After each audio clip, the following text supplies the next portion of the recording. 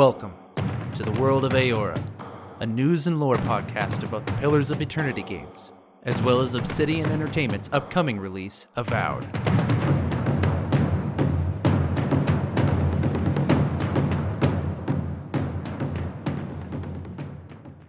Hello everybody, and welcome to another episode of the World of Eora. I'm your host, Eric, aka Gingerino.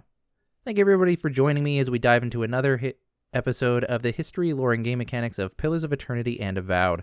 The reason that we pair those games together is because they share the same fantasy setting known as Eora. And so as the theory goes, if we dive into the game that is Pillars of Eternity, we can glean some insights about the world of Eora as they develop Avowed and appreciate the nuances of the story that they'll reveal through the game and its lore and environments and histories, etc., etc. In today's episode, I'm going to be talking about the bestiary, specifically the Primordials section. So for those unfamiliar with what I'm talking about, quite often in fantasy worlds and media and books, etc., there are unique fantasy creatures created for the use of these worlds. Some are pretty common throughout fantasy, and some are unique to different places. And when you start discussing the bestiary at large, that is the catalog of creatures that exist within a fantasy world, you can break it down into categories or subcategories. For example, in the world of Eora, there are a few different categories of creatures that exist within the world. You have things like beasts, which can include things like mundane animals, I guess, like bears and wolves, etc., but it can also include things like dragons, just mundane creatures that exist as beasts.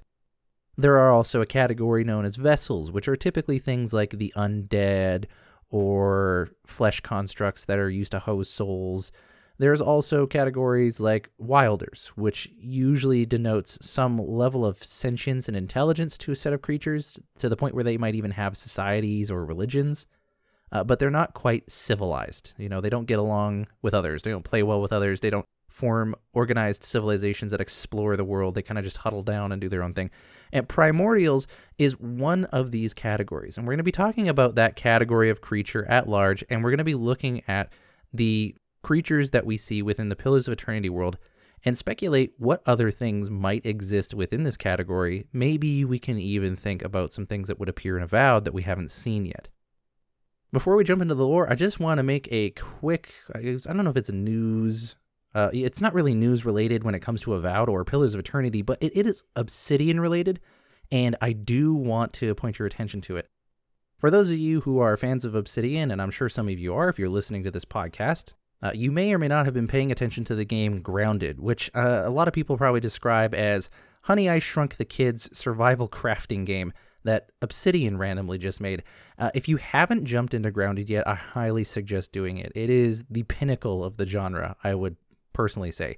I love this game. It is a great game, and they recently let out into the world their 1.3 update for the Grounded game, which includes this new play mode known as Playgrounds, and it's essentially just a modder's paradise.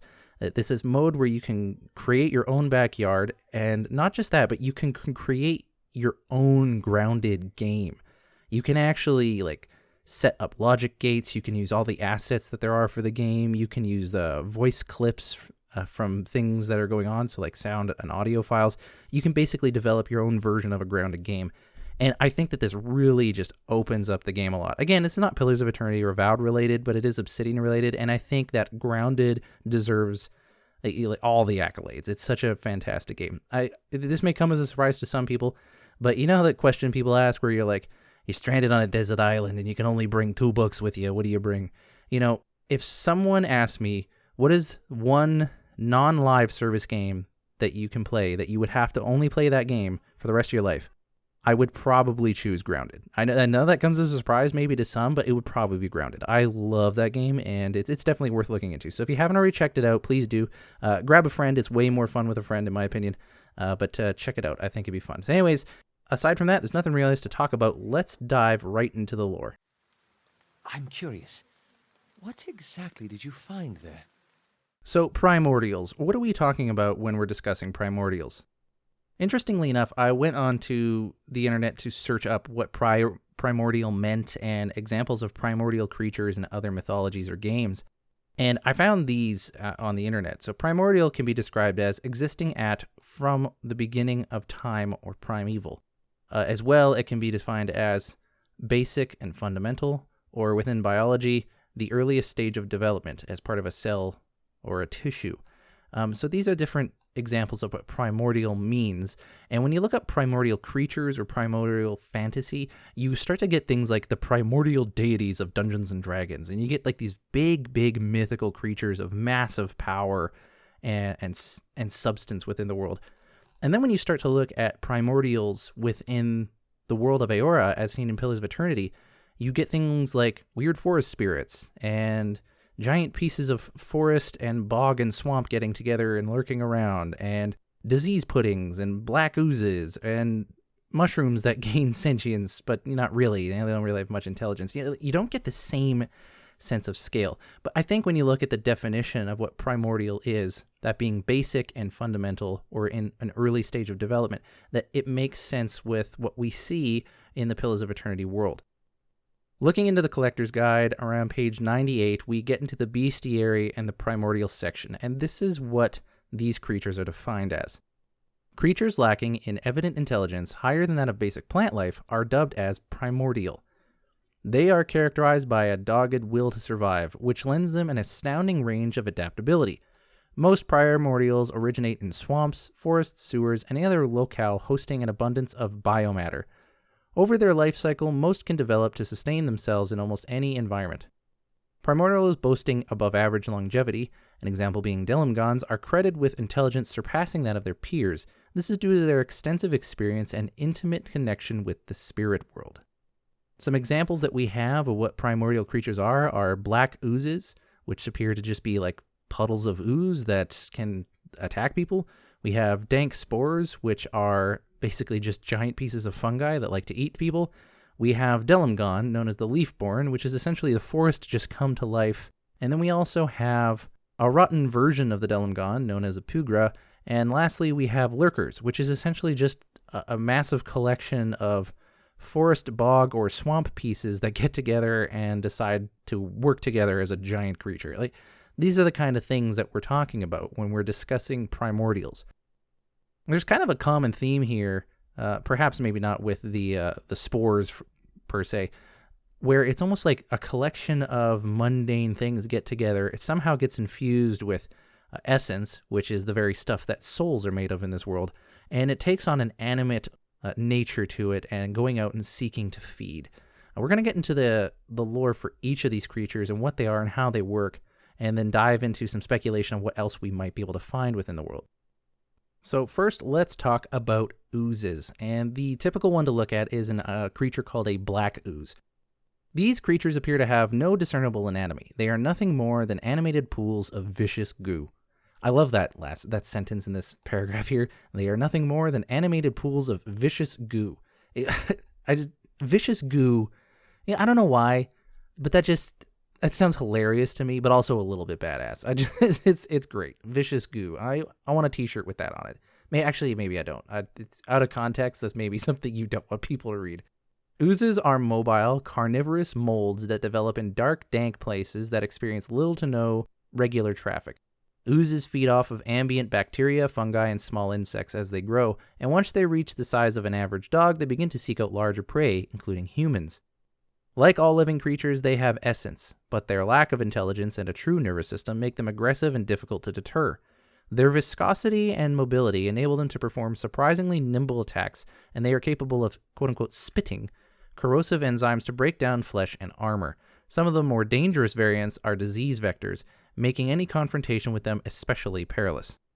So in these first opening paragraphs, we just get kind of an overview of what they are. So it's exactly what it sounds like. It's animated piles of vicious goo. So if you consider just a pile of black goo that is infused with essence, which again is kind of like the life force of all creatures, souls in this world are made up of essence. So if you have this pile of goo that gets infused with essence in some way, shape, or form, it becomes animate in a way. But it's not sentient, obviously. Like, it doesn't really have any intelligence to it. It just is violent and goes around and tries to eat things to get bigger. And so given their corrosive nature, because they are probably, they're in sewers, or they could probably even be found in like places that you throw garbage, like landfills. If landfills were such a thing, you could probably find oozes crawling around everywhere in there. So they can quote unquote spit. They're not really capable of spitting. They don't have mouths, but they can somehow launch in a projectile form their very ooze and use it to melt down stuff so that they can better attack at that which they are trying to consume and therefore get bigger with. And that's what a black ooze is, right? It's just what it sounds like, a vicious pile of goo trying to get bigger. The only known ooze to make a name for itself was a figure of folklore known as Back Alley Midden. It evolved from a garbage heap behind a Defiance Bay brothel. Defiance Bay is one of the cities within the first Pillars of Eternity game, and preyed upon unsuspecting streetwalkers and their clients. Back Alley Midden turned into something of a local legend. Rumor told that it was a Glenfathan elder in a past life, or it absorbed the soul of one, that it sang to the full moon and grew to such a size that it camouflaged itself as a man wearing a wide-brimmed cap and black duster. No one took this speculation seriously, until a city guardsman was found half dissolved next to a storm drain. Dunreen Rose supposedly apprehended Back Alley Midden, but questions about the truth of it quickly faded from public attention, along with the stories. So here we have an example of a particularly famous black ooze, which may or may not have existed, obviously, called Back Alley Midden, which apparently would prey upon streetwalkers and their clients, which, oh boy, what a scene that would be. You're off into the red light district of Defiance Bay looking for some intimate time with a person of the night, and perhaps somewhere in a back alley where an exchange is getting made, we'll just see this human-sized corrosive pile of goo just, overtakes you and dissolves you, as it is described this one guard being a victim of. And it sounds awful. It sounds like not the night you were probably looking for. So these are black oozes. This is what they are. There are a few variants to the black ooze. You have obviously things like lesser black ooze.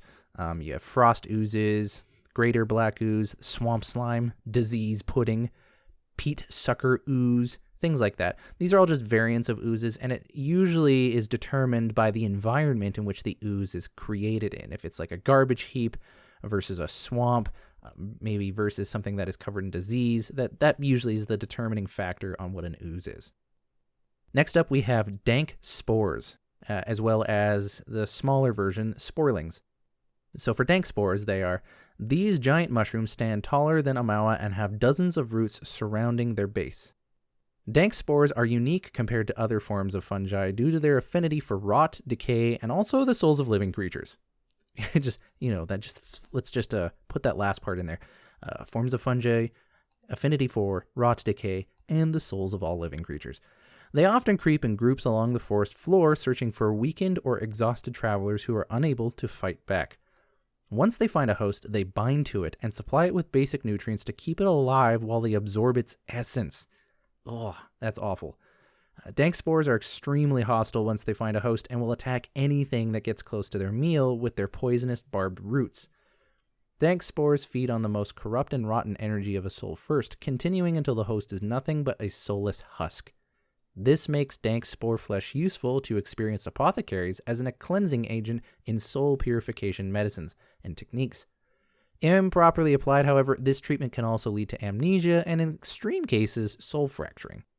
So that's pretty awful, actually. This is low-key cosmic horror, obviously not on a cosmic level, but like with black oozes and dank spores and these couple of these primordial creatures, there's this sense of like, with a lack of sentience, there's almost like a mercilessness to them killing you. Like if one of these creatures get a hold of you, like they're not going to stop because there's no reasoning with it, right? Like if they get their hold on you, you just have to basically watch yourself get eaten alive until you're not alive anymore. And in the case of these dank spores, they will actually pump you with nutrients to keep you alive while it absorbs your essence. Presumably because once you die, your essence will leave your body and then go into the beyond.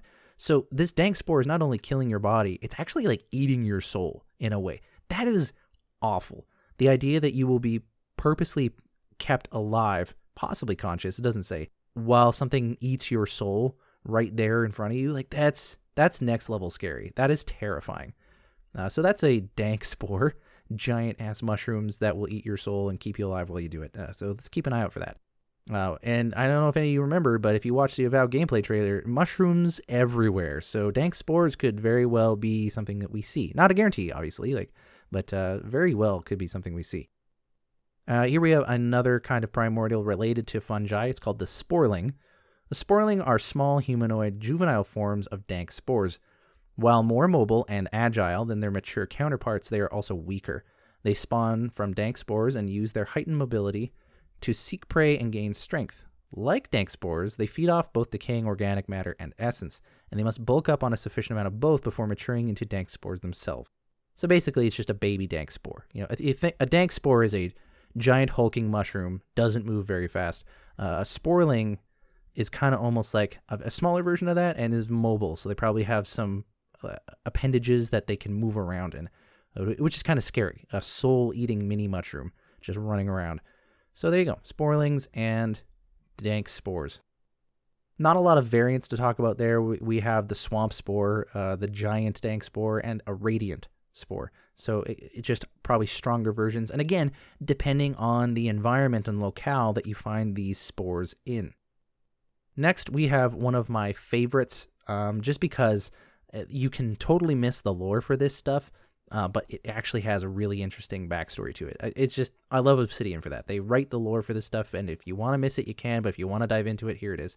We're talking about delemgan, otherwise known as leafborn. Delemgan is Delemgan, and I believe that's the Glanfathan term. These are forest spirits of Air Glanfath. Air Glanfath is kind of the area or the people group of that they live in anyways, that we see within the first Pillars of Eternity game. Forest spirits of Air Glanfath that are bound into ancient and often petrified trees or Adra monuments. Adra being the unique gemstone in this world that can conduct soul essence like electricity through copper wire.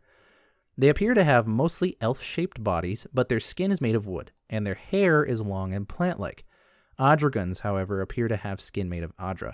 An Adragan, by the way, is the Adra variant of a delemgan. A delemgan is like a foresty thing that we're talking about. An Adragan is same thing, but instead of it being foresty, it's more Adra-y. So it's made more out of that gemstone. We'll talk more about that, the differences between two in a bit. They, that is delemgan, glow slightly and have tiny motes of light, like dust caught in a sunbeam, floating all around them. So they're beautiful creatures, obviously. They do not wear clothes, but they are not anatomically correct. So, they got no genitalia for you to look at. It's basically what that's saying without saying it. As they only have the overall shape of humanoids, delemgan are entirely magical beings and do not use physical weapons to attack.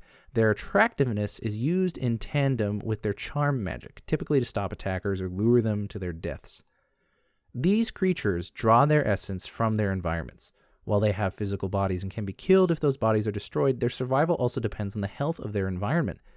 They feel no natural animosity towards other beings, and they will defend their territory fiercely. Thus, delemgan and Adragan, which is Glanfathan for Adraborn, individually may be more or less hostile, depending on the well-being of their locale and whether or explorers or adventurers have, in the past, proved dangerous or benign. They are a natural roadblock to large-scale development. While rural tribes near Glanfath often live peacefully alongside them, expanding or developing cities and towns may find themselves beset with hostile delemgan. Some oppose the destruction of delemgan habitats. City dwellers generally support the notion, believing that their souls will simply reincarnate into other forests or back into folk. Delemgans are traditionally friendly towards rangers and druids. Their spiritual link with trees has a greater understanding of the link between rangers and their animal companions, though a definitive connection has yet to be made. Okay, so I just read that whole thing, and let's kind of break down what it is. Essentially, what a delemgan is it's the forest incarnate, is how I like to describe it. You have this forest area, and the forest spirits, if you will, and they get bound into ancient, often petrified trees, and they just sort of wander the woods, if they will, and they kind of defend it.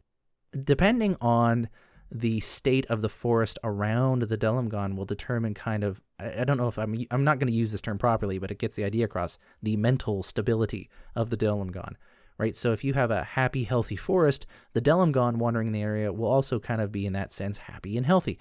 And they're also quite beautiful creatures, which I think personally, anyways, because, I love a good forest, reflects the forest around them. They glowing slightly, having tiny motes of light just floating around them. That's why I call them forest incarnate. And again, that's not canon. That's just my personal kind of definition. It's just these beautiful humanoid creatures made out of the forest. And if they had a personality, it would reflect the forest around it. And that imagery, that metaphor even kind of goes further, is that if the forest itself is being threatened by a person or a group of people, a delemgan will unite and fight back, right? So it is really almost like an extension of the forest itself in a more sentient form, or at least more tangibly sentient, like something that we can kind of see. So delemgan, as I said, which is Glanfathan for leaf-born, there is other variants, such as the Adragon, which are Adraborn. So instead of it being a forest, it's that gemstone thing. But the same idea being at play here. But aside from delemgan and Adragon, there is another variant of these creatures that we want to talk about, and that is the Pugra. That's P-W with a hatted accent over it, G-R-A, Pugra. A delempugra, which means rotten leaf, or more typically referred to as pugra, which is just the word rotten, is a delemgan gone bad. Usually as a result of corruption of their home, tree, or adrastone, they are as ugly as delemgan are beautiful. Spindly and emaciated with cool tones to their skin, their hair is dead, dark, and slimy, with their facial features contorted, their teeth long and sharp. Unlike delemgan, they are not surrounded by motes of light, and they are more willing to attack with their long talons. Pugra decorate themselves with skulls, skins, and feathers of animals that they have killed. While delemgan may be peaceful, pugra never are. Just as delemgan seek to maintain the health of their forest, pugra seek to corrupt them, making the two species mortal enemies. The rot that infects them endows them with poison attacks, but it also makes their bodies weak and brittle, leaving them vulnerable to piercing and crushing attacks. It couldn't help but put a little bit of gaminess into the lore there, right? Since they can no longer draw essence from a healthy forest, they must survive by sucking plants, animals, and folk dry of all energy and essence. This makes them natural allies with shadows, which feed by similar means. They are hostile towards all life, but rangers and druids are their favored foes. So a pugra is essentially the opposite of a delemgan, even though they probably started as a delemgan. Now basically, that's what they are. So a pugra is basically something that has become so corrupted, very likely as a result, as it says here, that their forest or their adrastones are being corrupted by some manner anyways. They themselves are, as I've mentioned before, if delemgan are kind of like incarnate versions of the forest around them, when you see a pugra walking around, it's kind of the idea that their natural habitat has either been destroyed or it has been so corrupted that this is what you see walking around. Like these are manifestations of the environment around it. And now what you just have is you have this corrupted thing walking around that is, instead of trying to maintain the health and wellness of its area, it just wants to suck the essence and energy away from absolutely everything. It just wants to take over everything that's around. And so they are really the opposite of a delemgan, even though that is how they started. And so that's the pugra. I never knew the difference between the two for the longest time. And reading into this lore, you see the difference. We just have one last creature to talk about, and that is a lurker. By the way, apologies if you can hear my son and that in the background. Again, I'm recording a little late into the night, and it's getting close to bedtime, so he's getting a little bit wild out there. But I've got the doors closed. I'm trying to record this, but so just bear with me here. We're getting through. Lurkers are actually colonies of several different species of parasitic carnivorous plants and fungi working together to hunt common prey. As a whole, they stand nearly 10 feet tall in a body formed of vines and leaves, roots, and earth in a vaguely anthropomorphic shape. The word body here is in quotations. The coexistence of so many separate organisms can make them hard to kill, and it is usually best to sever the parts that enable locomotion, or to light the entire colony on fire.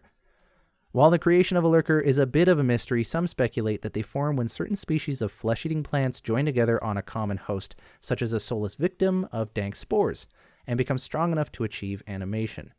This theory is supported by the fact that most swamp and forest lurkers, when cut open, contain bones and other remains riddled with roots and spores.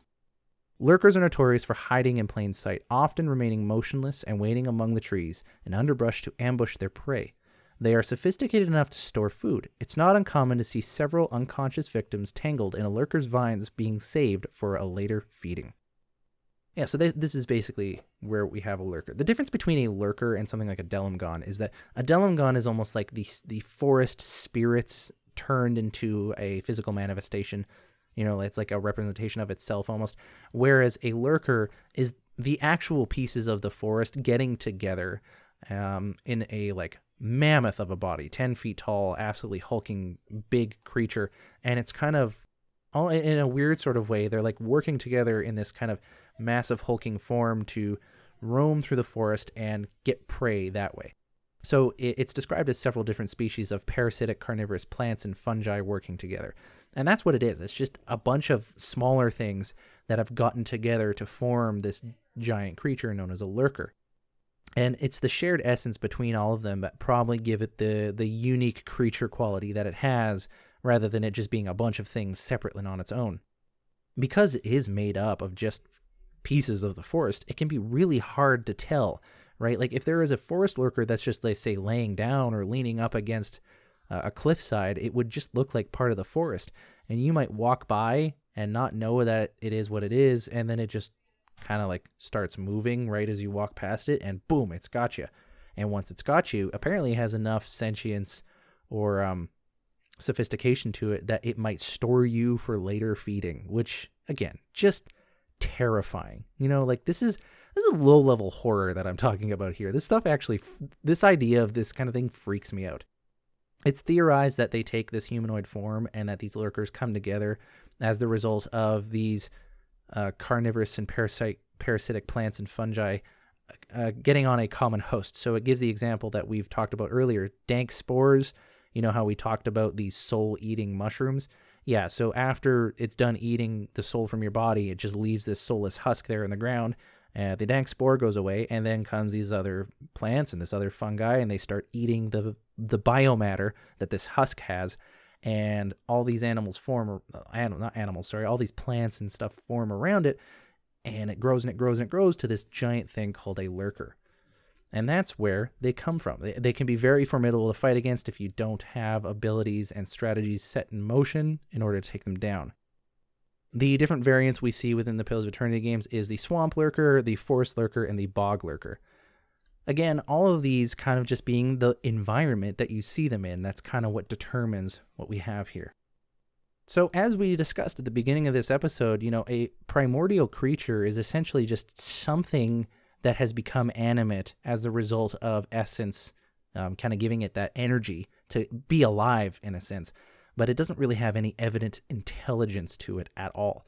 The only exception, and they do list it here, is delemgans that have above average longevity, so ones that have lived for a very long time. This can be seen in the first Pillars of Eternity game. When you go to the city of Twin Elms, there are actually a twin pair of delemgans that are born out of these very ancient trees, and you can actually talk to them. We have Sitha and Rihoanan. That's Sitha and Rihanan. So these are these twin sister delemgan that you can actually talk to. And they've been alive for so long that kind of just having that experience of being alive has given them a level of intellect and sentience. But otherwise, these primordial creatures don't really have any level of intelligence to them. That's what makes primordials what they are. All right, so that's everything in regards to primordial creatures that we see within the Pillars of Eternity games. There are some unique variants that we see in the game. There are some particularly tough ones that have names that you see within the games as well that we could go into. But in terms of like the foundational lore for this stuff, I think this is all we need to discuss. And so I want to move into the next section where we discuss speculations on other primordial creatures, as well as what are we going to see in Avowed related to this. Is an oath worth the weight of a crown?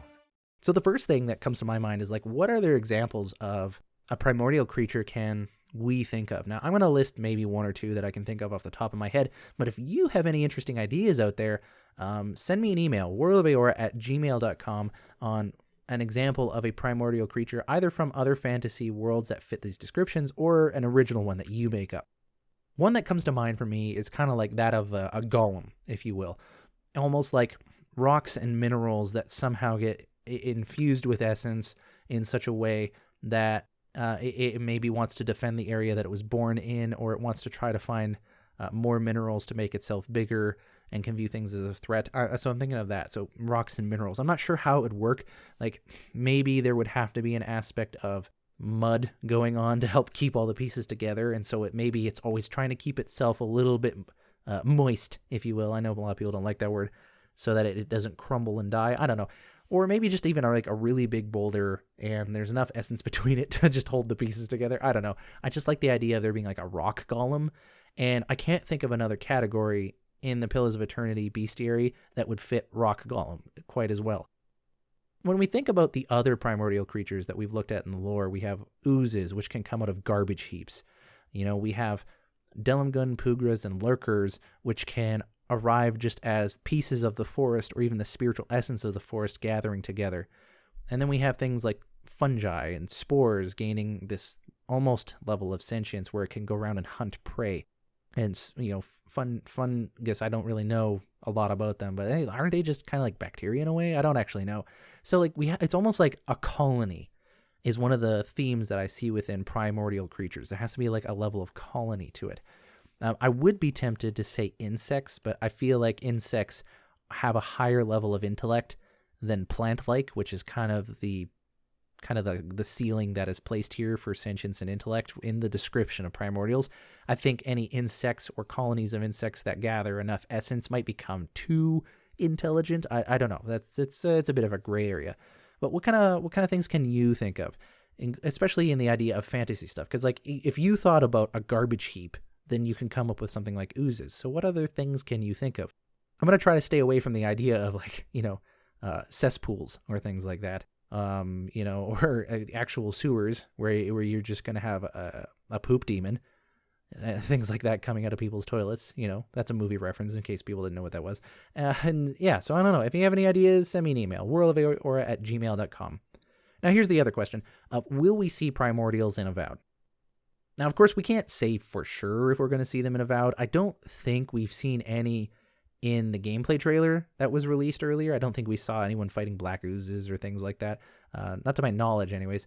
But I don't see any reason why we wouldn't, right? Like it's a pretty good staple of fantasy to put in. It's a nice, easy enemy to have for your player to come against because you can add different elemental effects to them. You can add a lot of easy variants to them that make the player have to engage with them differently depending on the locale they're in.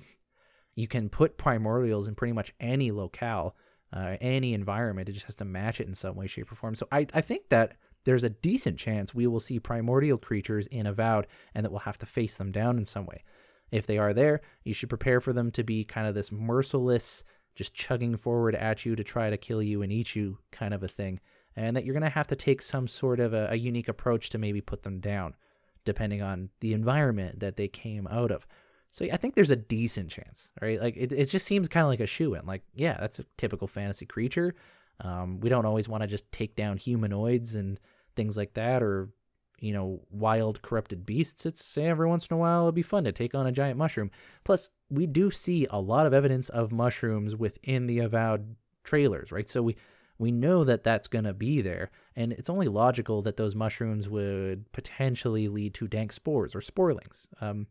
Not to say for sure, of course, like the lore behind why these mushrooms are in Avowed in the trailer might be different than where sporelings and dank spores come from, but that's just me speculating.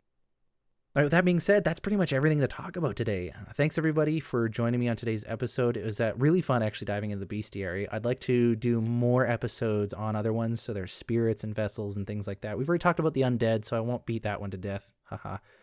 A pun not intended. That was actually an accident. But yeah, so I might do more episodes on this, and yeah, it was actually really fun. I like coming up with more ideas for this, too, especially since I'm starting to get back into tabletop role-playing again. And I'm working with one of my DMs to add some of my ideas into their campaign in ways that work for them. So I'm really looking forward to maybe adding some of these ideas in, or ones that you guys send in as well. Whether or not you're interested, I'm going to tell you what I'm playing lately because, whatever. I want to talk about games, okay? I want to talk about games. I want to talk about what I'm playing. And if you've played it before, then maybe you can help me out because I'm kind of stuck. I've been playing, I know it's been out for a while, but I've been playing this game, Tunic. which is absolutely fantastic. Like, everyone and their dog has played this game. I've heard a million and one reasons why this game is fantastic, and I know that it's fantastic. I can see on paper why it is, but I've never taken the time to play it myself. It was on my backlog for too long. I kind of got put into the back burner, but I saw it on a list somewhere, and I'm like, that's right, I gotta play that game. So I've been playing Tunic for the last several hours. I am currently at the librarian boss, getting my ass handed to me over and over again. I get down to the last bit of health, and I just can't seem to get to the end there. So I'm close. I'll get there.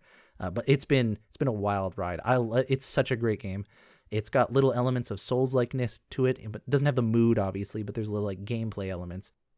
As well, though, it's got the non-hand-holding aspect to it, where it's like you really need to figure out the world that you're playing this game in, and you need to figure out the game mechanics, which you have from the very start, right? Like, that's one of the things about this game, is that you have these game mechanics that exist from the very start of the game, but you're not aware of it, right? Like, one that's not very spoilery, so I'll give it to you. You might not realize at the start of the game you have access to a sprint function. Like, you can sprint in this game, but you don't know that. And it isn't until you pick something up that tells you that you go, oh, wait, what happens if I do that? Oh my goodness, I could have ran this whole time instead of running around like a slowpoke. Ugh. And so it's really well done. I think Tunic is trying to deliver an experience that a lot of gamers had back in like the Super Nintendo era, especially. At least that's where I remember it primarily, where games would come out in Japan, months, if not a year ahead of when North America or Europe would get those video game releases on a Nintendo console, right? And so if kids wanted to play the game when it came out, they had to get the Japanese version imported in. But the thing is the game was all in Japanese, including the manual. So you're sitting here playing this game, trying to figure out how to play it, looking at the images in these game manuals, trying to kind of like piece together how the game is played. And it's almost like a game within a game, right? It's like you're trying to solve the puzzle of how do I play this friggin' game and also enjoy it at the same time. So you might play a game for hours and then discover, oh, I had this ability this whole time and I didn't even know it, but now I understand that, right? I think that is the experience that Tunic is trying to deliver, because if you'll notice that if you hit the select button to open up the game manual, that there's actually an old school TV in the background hidden there. But as you're playing Tunic, you come across these floating game manual pages. Quite literally, it's what they are. You pick up these pages and you can look at them. They're written in a language you can't understand, but they give little clues on how to play the game that you are currently playing. And it's cool too if you discover a game mechanic before you were supposed to discover it, if that makes sense, and you almost feel like you're smarter, or that you cheated the game. It's such a cool and intelligent way to do it. It's a genius move. I love it. So anyways, not going to talk more about it. I'm enjoying the game. I'm trying not to look stuff up, and I'm not. Although I have looked up how the hell to beat the librarian, because I am having a hard time with that. But whatever. It's been 2 or 3 sessions. I'll get it down eventually. That's everything to talk about. Thanks, everyone, for listening to me ramble. Let me know what you're playing. Also, any primordial creatures that you can think about as well. If you want to add any comments or ask a question about today's show or me directly, or just start a conversation, email me, worldofeora@gmail.com. As well, follow me on Twitter @worldofeora if you want any updates on the show. Thanks, everyone, for listening as we discuss the primordial creatures within the bestiary of Pillars of Eternity as we gear up for the release of Avowed. Think to ourselves, what might we see in Avowed from the Pillars of Eternity universe, or possibly new primordial creatures? I don't know. Here's hoping. All right, thanks, everyone, for listening. I'm your host, Eric, aka Gingerino, and I'll see you guys next time.